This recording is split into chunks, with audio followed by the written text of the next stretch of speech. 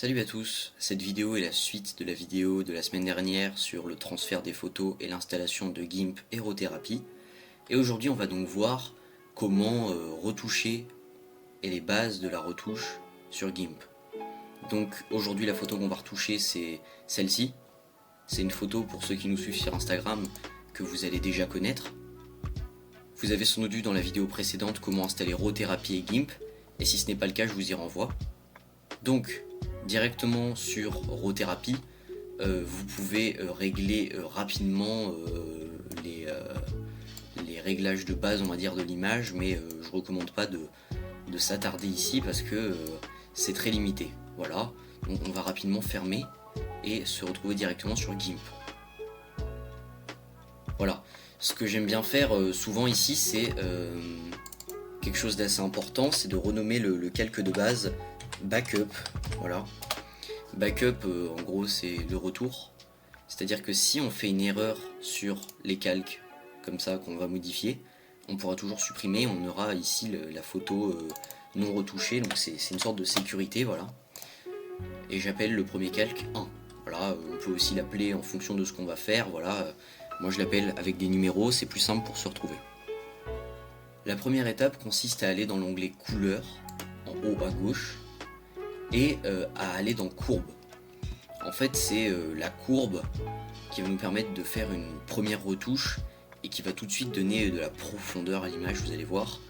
Donc la règle de base on va dire consiste à faire une courbe en S, donc c'est-à-dire à donner voilà, cette légère forme de S à la courbe, mais évidemment rien n'est normé. En fait vous pouvez faire comme vous le souhaitez, modifier plus de paramètres, moins, voilà, ajouter des points, voilà, et en bas de l'image vous pouvez cocher et décocher l'aperçu.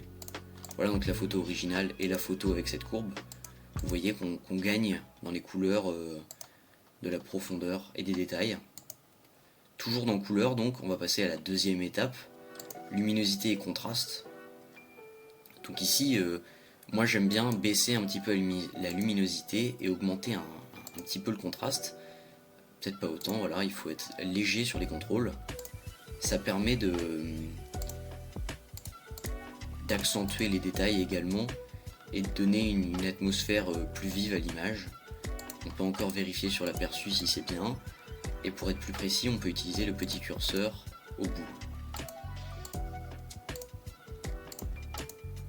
Une fois que je suis satisfait, je valide. Et donc on va maintenant se promener sur ces divers paramètres qu'on peut voir ici, comme par exemple la saturation. Donc ici on peut voir l'échelle de saturation, donc vous voyez que le noir et blanc ou alors la photo sursaturée. Donc on va essayer de rester quand même dans quelque chose d'assez classique, d'assez naturel. Voilà, moi j'aime bien ça. Et donc ici libre à vous d'exprimer votre créativité et de réaliser ce que vous avez en tête. Je vous laisserai par vous-même chercher les effets de chaque paramètre.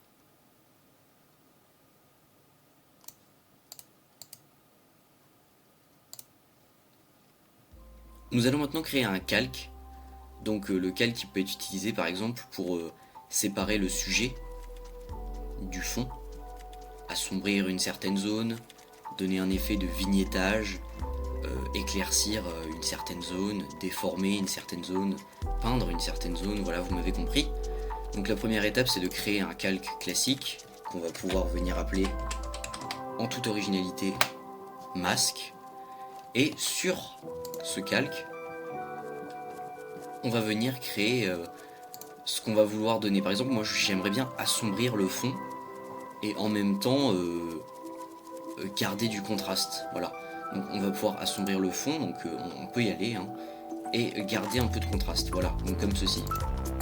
On peut voir que le fond gagne en beauté on va dire, mais que en revanche le lézard perd en détail et les noirs sont trop présents.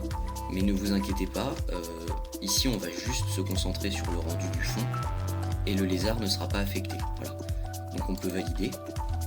Allez tout en bas à droite dans calque et bien sélectionner noir, transparence totale. on ajoute, et on peut voir immédiatement que tous les effets que je viens de faire sur ce calque ont été supprimés finalement. Vous voyez que si je le désélectionne, il n'y a aucun effet qui apparaît ou qui disparaît, voilà. Parce que le masque vient couvrir les effets. Et c'est justement cette couverture qu'on va pouvoir venir avec l'outil pinceau estomper. Vous voyez, on peut régler l'opacité, la taille, et donc vous voyez que les effets apparaissent en peignant. C'est-à-dire que j'efface le calque quelque part en peignant, et donc on révèle les modifications qui étaient en dessous, et on va pouvoir comme ça assombrir certaines zones précises. Voilà, donc si on met l'opacité plus forte, voilà, on peut donner un effet plus sombre comme ça.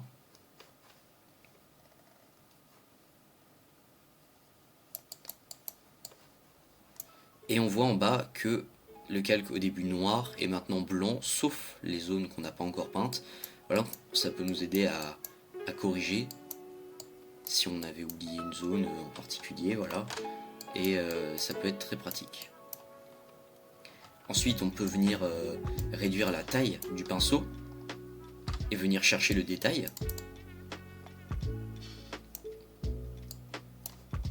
Afin d'être beaucoup plus précis et d'avoir un rendu beaucoup plus travaillé.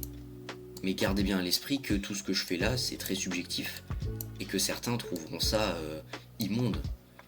Mais bon, chacun doit faire sa propre retouche, sa propre expérience et laisser s'exprimer son propre style.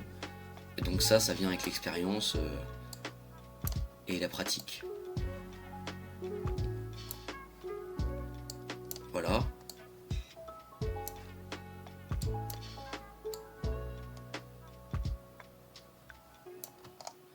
Et donc là on a un rendu, un contour beaucoup plus précis.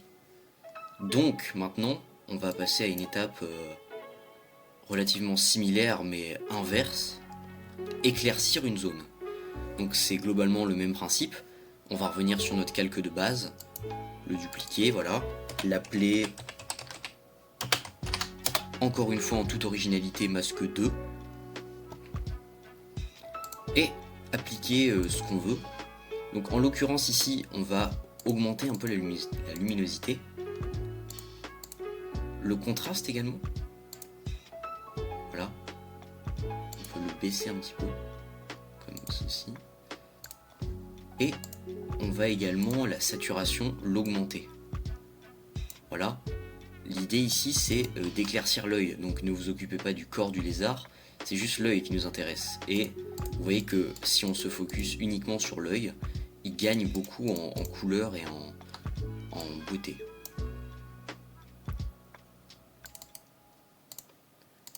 On vient du coup créer encore une fois un masque noir de transparence totale. Voilà, et les effets s'estompent. Ici donc on vient zoomer vraiment énormément dans la photo, et à l'aide du même outil auquel on va bien diminuer la taille, on va pouvoir peindre notre zone. Voilà, donc on fait des tests. Voilà, on pourrait laisser comme ça, c'est déjà relativement mieux qu'avant, mais vous voyez que le noir de l'œil n'est pas tout à fait noir, donc on va plutôt privilégier une taille plus fine et uniquement faire le contour.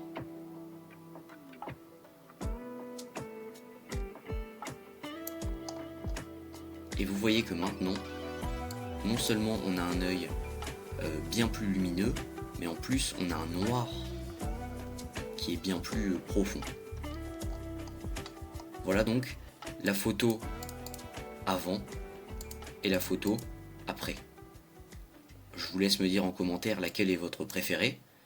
Moi personnellement je préfère nettement celle après la retouche effectuée. Et j'espère que ce tutoriel vous aura été utile et que vous saurez le réappliquer tout en y ajoutant votre propre style. Si c'est le cas, n'hésitez pas à vous abonner, à liker et à bientôt sur de prochaines vidéos. Salut!